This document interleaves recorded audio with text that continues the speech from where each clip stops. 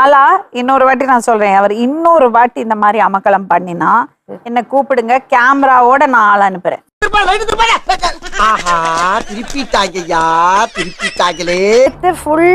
Full poster அடிச்சிடலாம். சரி, நக்கல்யா அவனுக்கு யூடியூப்ல ஃபுல்லா போட்டு விட்டுலாம்.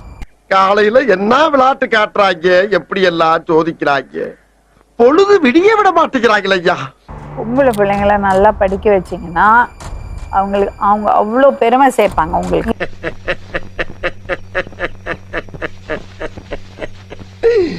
ஐயோ ஐயோ, எப்படி மேடம் அவங்க ஏன் படிக்கிறீங்கன்னு கேக்குறாரு, எப்படி படிக்க வைப்பாரு அவரு? அப்புறம் நான் உங்ககிட்ட விளையாட்டா பேசுற புறாடிக்கு நம்பிட்டீங்க. ஐயோ எதுக்கு அவங்கள படிக்க வேண்டாம் சொல்லுங்க. அதெல்லாம் சும்மா படிக்கிற ஐ கோயந்தசாமி. இப்போ 3 பொம்பளை பசங்க வச்சுக்கிறேன், 4 பேர் நம்ம ரோட்ல நடப்போம் பார்ப்போம்.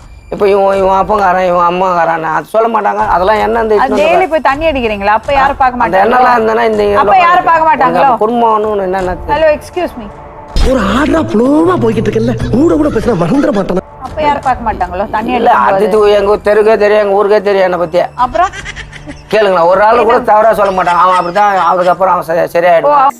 இதோட கேரட் குறைஞ்சாலும் குறையும், ஆனா அந்த பையனோட கேரட் குறையவே குறையாது. எங்க ஊர்ல எங்க தெருவில் ஒரு ஆளு தவிர என்னை பத்தி தெரியும்.